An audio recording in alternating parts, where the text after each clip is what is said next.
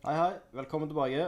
I år fyller vi bilen med utstyr og reiser den lange veien til Nord-Norge på jakt etter nye eventyr og opplevelser.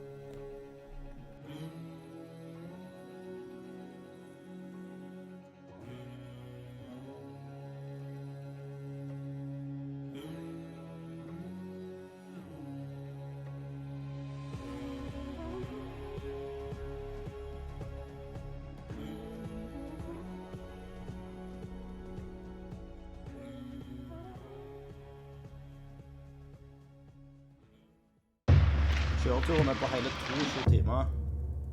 Vi har lagt inn 2 overnattinger, og først så kjører vi gjennom fantastiske Valdresflyet, som er selve inngangen til Jotunheimen.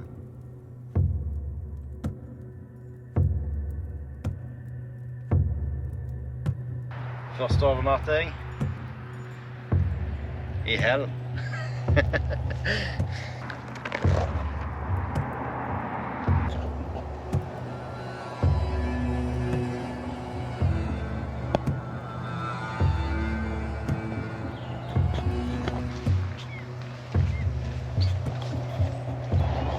Kult navn.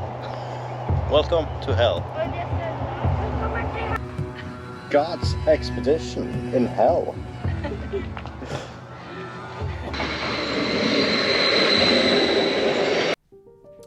Fra Hell så kjører vi videre til Junkerdalen. Før vi kommer til Junkerdalen så stopper vi innom Polarsirkelen, en kjent turistattraksjon.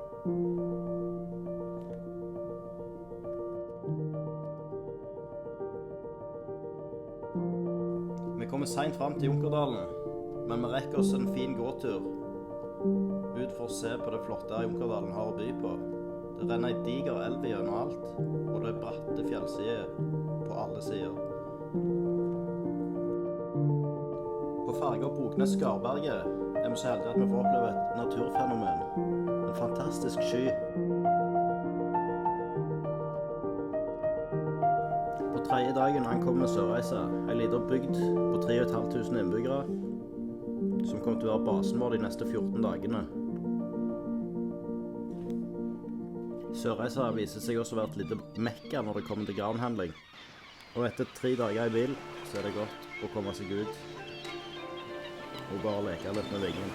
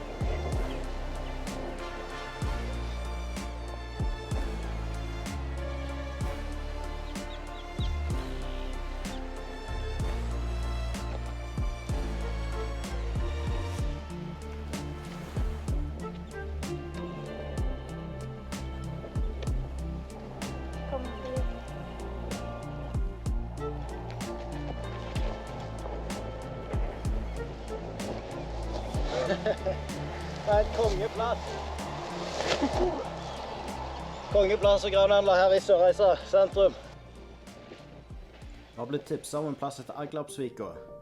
Aglapsvika er en vik med 100 meter høydeforskjell og en nesten 5 kilometer lang strandlinje. Da var vi på Aglapvik, tror jeg. Det blåser 8 meter i kastet, så vi er litt skeptiske ennå, så nå skal vi på kaféen først.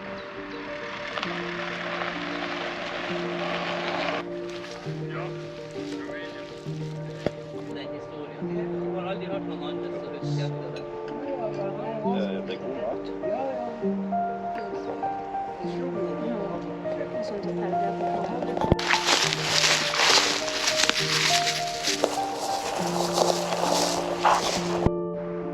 Vi har tatt 2 fjelltopper mens vi venter på vinden. Ser ut som han er i ferd med å løye nå. Nå er vi oppe på Aglappen. Flott.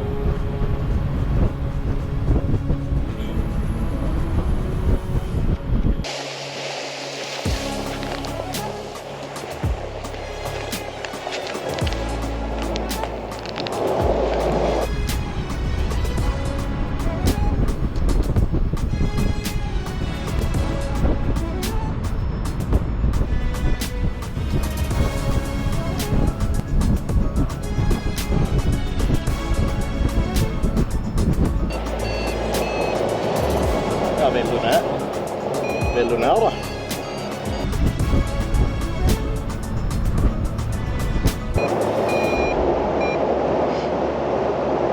Ja.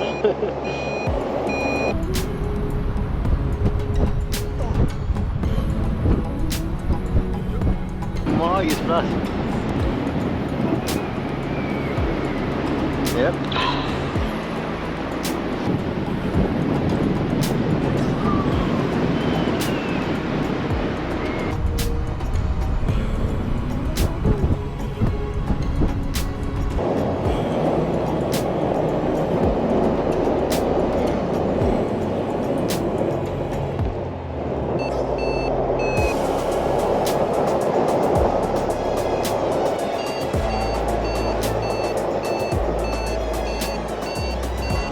Jeg håper jeg får deg med nå. Da håper litt i alle mulige vinkler. Begge kamera på deg.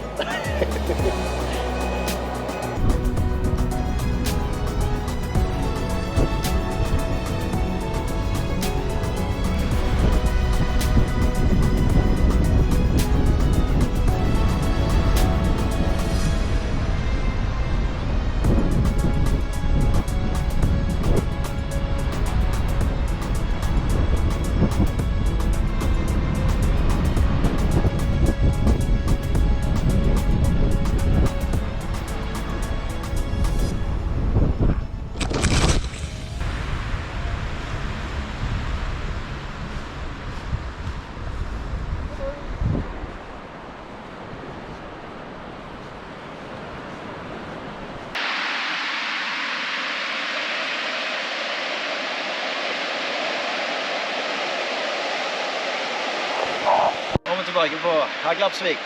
I går hadde vi en helt magisk dag. Jeg tror det kan bli det i dag også. Jeg vet ikke. Vi har med oss telt og mat og bare litt utflukt. Vi har invitert med oss noen lokaler også, får vi se om de dukker opp. Ja.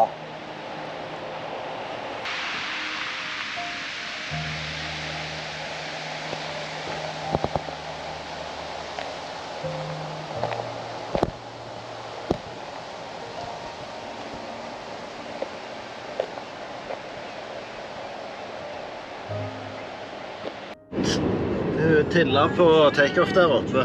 Fru Karlsen, ja, min bestemor sin bil. Original caps fulgte med bilen fra 1987. Helt fantastisk. Det er sånn som jeg var øvelseskjørt.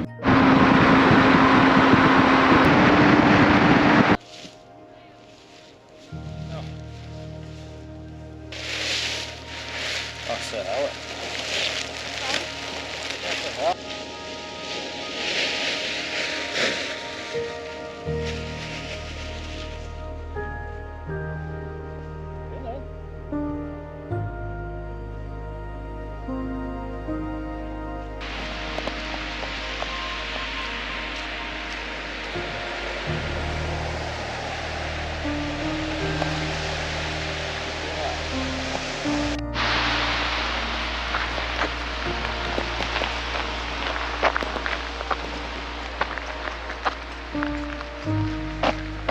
den er nydelig.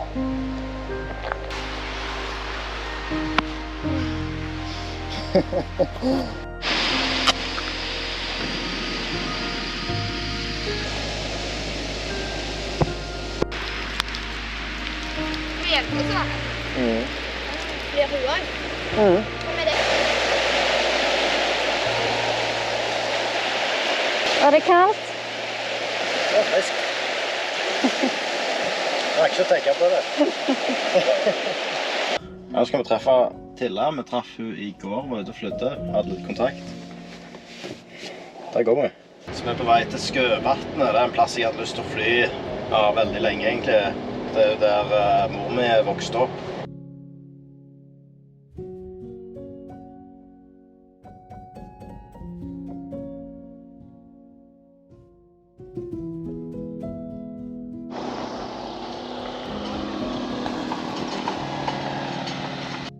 Og det, så jeg synes det er helt perfekt. Sånn.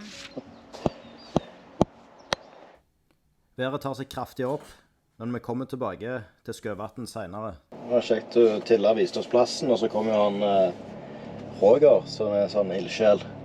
Så er du i Skøvatnet, så er det bare å ta kontakt der, tror jeg. Det var ganske heftig, de skyene. Ja, det var voldsomme skyer på gang. Satser på at vi får reist tilbake der i løpet av ferien. Transition.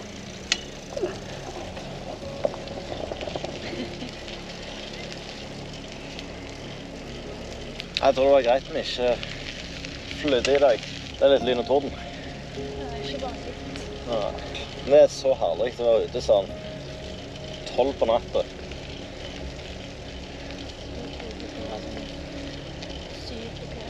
Ja, ja.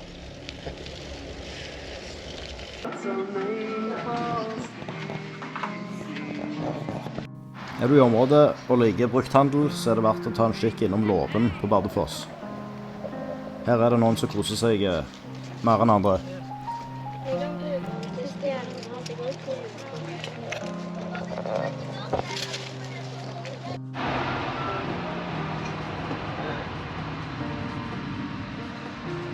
Rett med YouTube mens vi venter.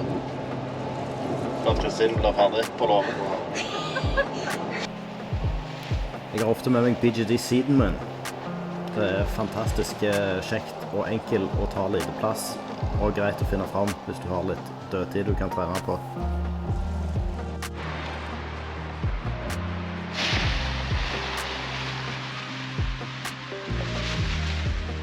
I dag er vi på Furøy i Sørreisa. Kan vi gå innom bakerovnen fra krigen. Og så er vi på vei til Dagstorhytta hvor vi skal ha litt mat. I dag så er det vel sørøstlig vindretninger. Og det ser sånn ut her oppe, jeg er jo ikke kjent, men det ser ut som det ofte blir lentigrader. Tysk observasjonspost under krigen. Så her har en oversikt over hele fjorden utover. Det var nok mindre tre da enn det nå. Og så var det da tak på den biten her da. Og her var det en baker da som drev og sette seg opp bakerovnen og bare bakte brød og alt så de hadde.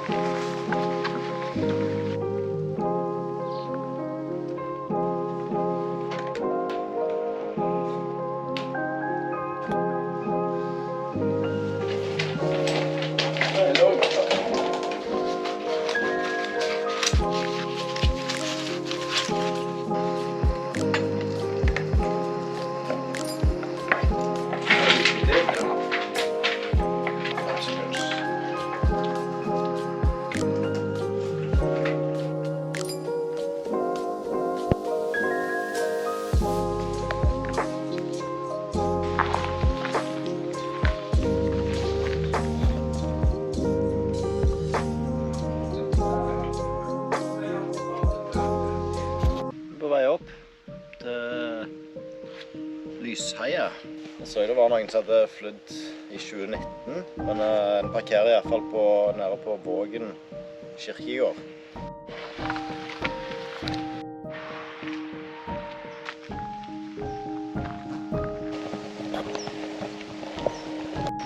Kom opp til Lysheia, står det et skilt. Her er det noen fin sti, ser det ut som videre.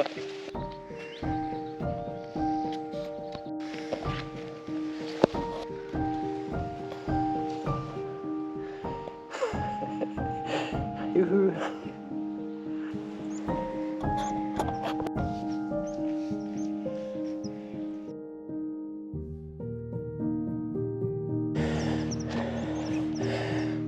Det er fint der oppe.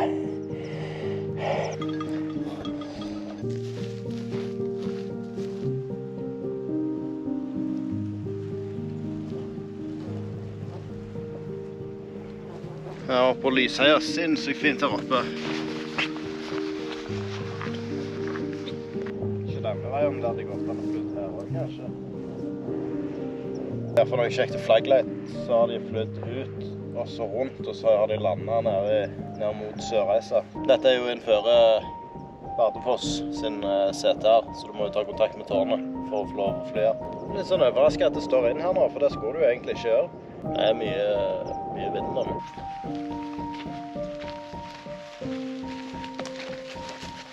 Det har åpnet seg et værvindu på Skøvatn igjen, så vi hiver oss i bilen og satser på det beste. Nå har du jo meldt nedbør om en stund, Hels. Det var det jeg var litt sånn betenkt på. Men det er jo som du sier, det går an å gå ned. Ja da. Når du kommer opp her, så ser du en masta. Så ser du at det er ATV-en, og så går du til venstre for den. Ja. Kan gå til høyre over, det er brattere. Ja, stemmer. Og så kommer vi rundt den masta, og så går man tilbake på de haugene, og så...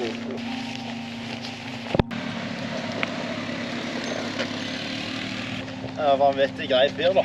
Roger han møttes jo her forleden dag også, og ja, sånn utsjekk, og det var snedd med litt med overutvikling, og det ligger vel litt i kortet i dag også.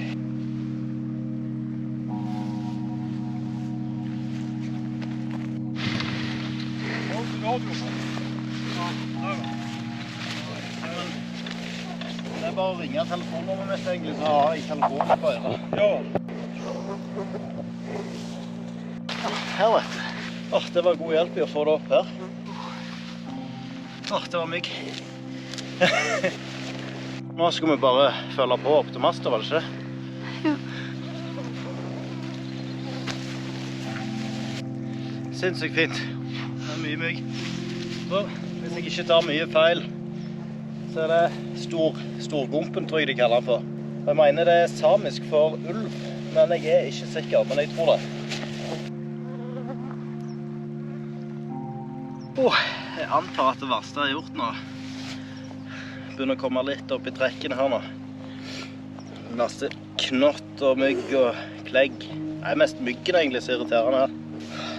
Det er ganske ofte i paraglidingverden at du har på en måte en sånn klokke du går mot. Nå. Så er jeg gjennomsvett. Det er som kledd insekter ute.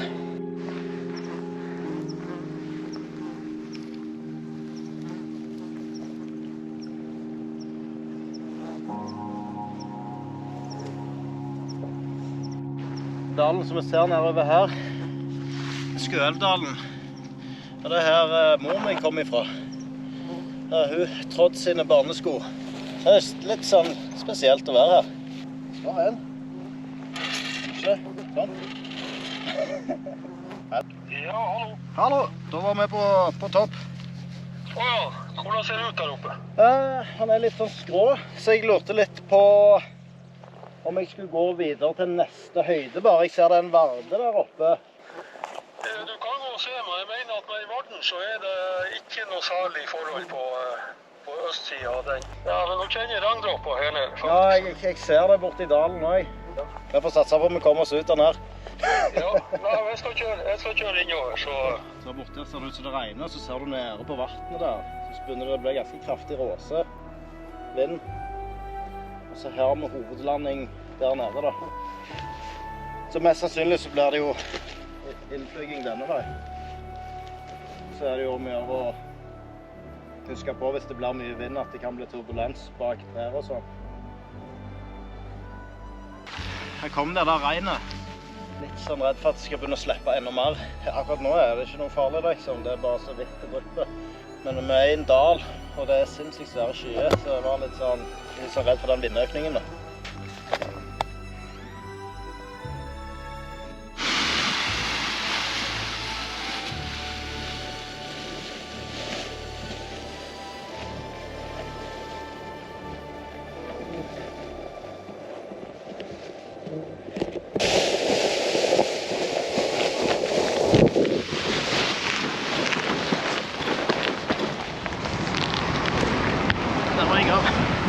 Av gårde.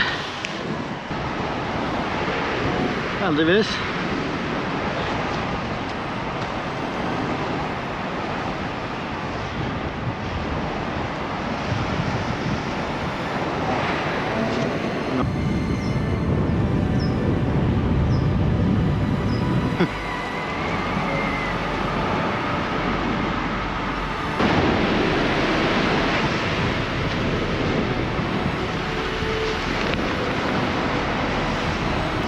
Første tur, Skøvatn. Vi kommer oss ut. Ja, helt nydelig. Så har jeg innflygninger til Kristine her nede. Veldig fin indikasjon. Jeg ser på varmen at det begynner å komme litt råse. Helt nydelig natur. Helt fantastisk. Se inn gjennom dalene.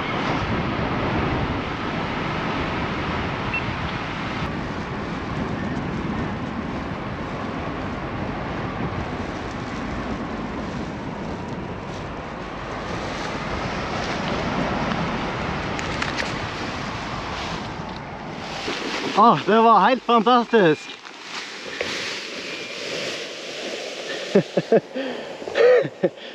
Tusen takk for den opplevelsen. Det var så magisk det. Og jeg var litt sånn skeptisk med det regnet. Ja. Men så ble det jo bare kanonfint faktisk. Jeg tror faktisk vi kan ta en tur til. Jeg var jo så glad for de streamerne som var satt opp. Ja, Roger er jo kjempefyr. Hvis dere skal fly her, så må dere ta kontakt med han. Han ordnet med streamer som vi skulle ta med opp og knytte på toppen. Han var på landing. Fikk kjørt opp sekken. Ja. Kjørte sekkene opp og var med på landing og satt opp streamer. Ja, det var kjempeservice. Det hentet oss på landing, kjørte oss tilbake til bilen.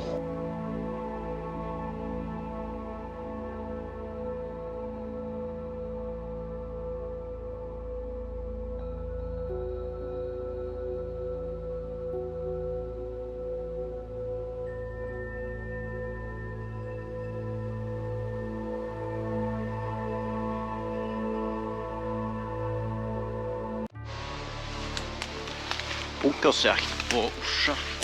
Før du får med, så skal du se den fra veien. Jeg tror det er lenge siden han har sett her.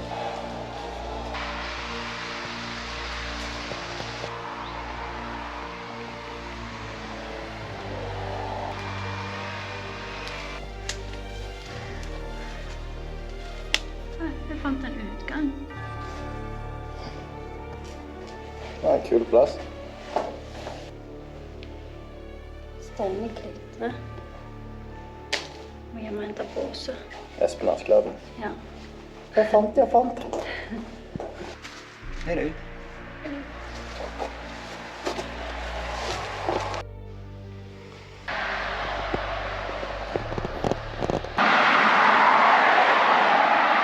Det er jo verneutstyr. Ja, det ligger fint i skuffa. Det er viktig å ikke slite ut verneutstyret, har jeg lest. Du må ta vare på verneutstyret. Det koster jo så mye. Ja, det er sant. Du står på parkeringsplass, så står du på parkeringsplass, så ser du bort, så ser du han.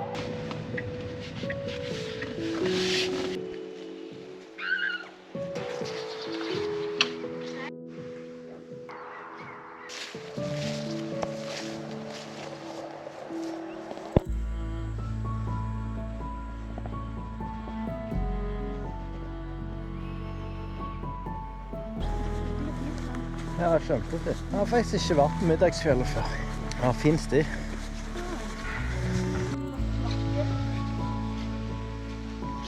kjente jeg får en myggenbudd til å spise litt. Rasmussen.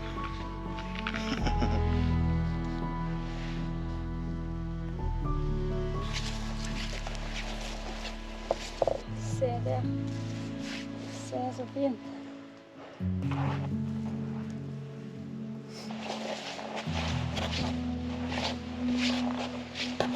Det er noe eget å gå med. Gå i regnvær også, egentlig. Ikke er det varmt og lite insekt. Er det noe her nå? Det er litt fin og det føles det veldig fint. Går vi straks inn i skybas også.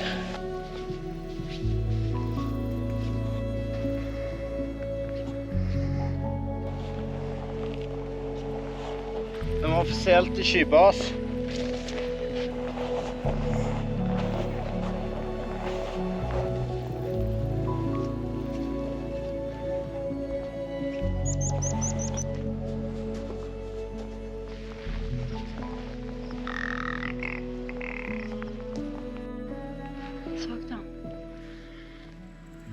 Jeg hørte han.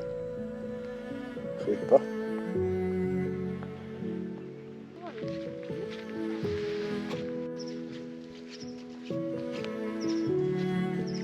Den var kjempefin.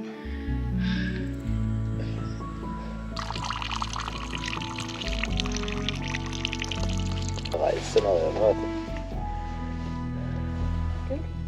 Ser du blå lyset der inne? Det skal være veldig fin utsikt her oppe. Kikkert. Siden vi kan se så mye. Hvis du tar den kikkerten, så tror jeg du kan se helt langt av gårde.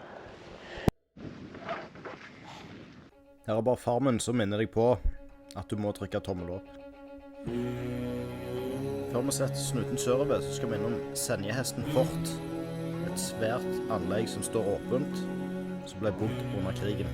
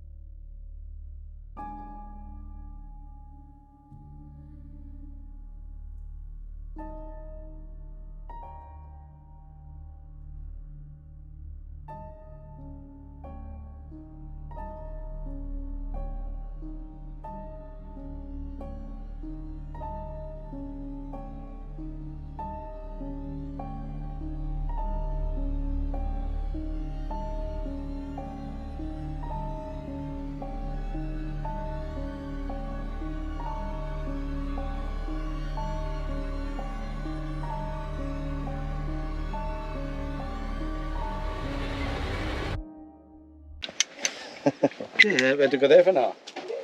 Lås? Ja. En bandsmekk.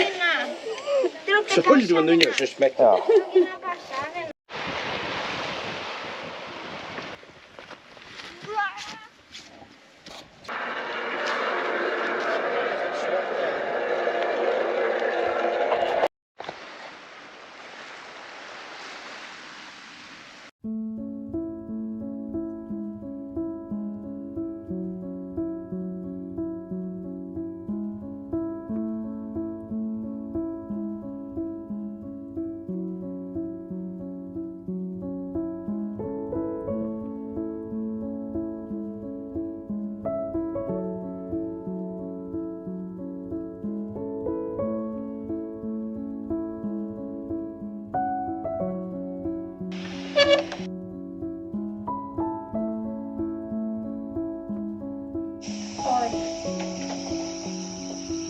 Se på dette da. Wow.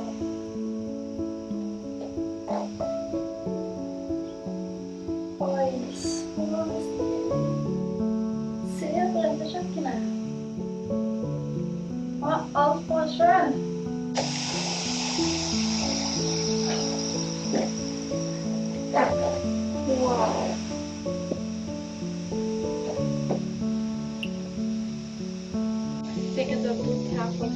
Huset var delt område.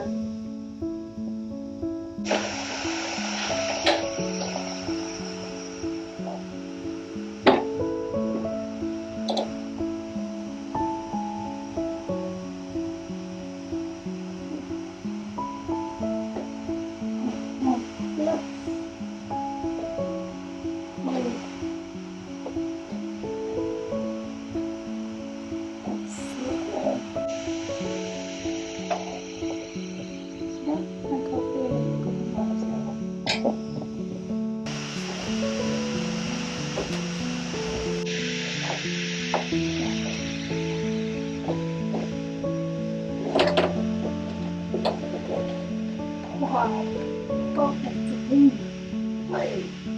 Den senga. Man kan tyst på öronen.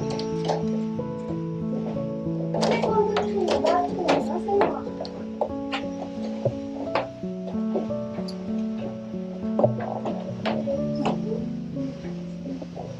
Där var det en säng på. Sovhussäng. Ja. Det står på det.